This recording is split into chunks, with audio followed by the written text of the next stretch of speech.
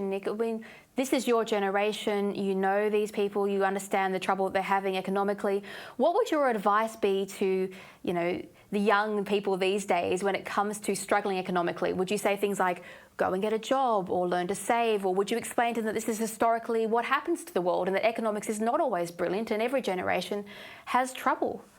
Yeah, look, economics is not always brilliant. The study of economics has always been a very sort of cyclical study. Economics is cyclical essentially, and unfortunately for our generation, we just bore and pick the wrong end of the stick. And I think hard times are coming. It's going to be home ownership is becoming near non-existent for people whose parents aren't going to be able to underwrite loans for them, guarantee loans for them. Which is probably the only way a lot of young Australians are going to be able to enter the housing market over the next decade. Inflation's high, unemployment's going to stay high for quite a while. Hard times are coming, and I think people need to look at the economic status quo and markets with a bit more nuance instead of the very narrow prism in which the left-right dichotomy exists. We need to look at nuances. We need to look at intricacies, and we need to act more independently and in a more organised manner at the ballot box.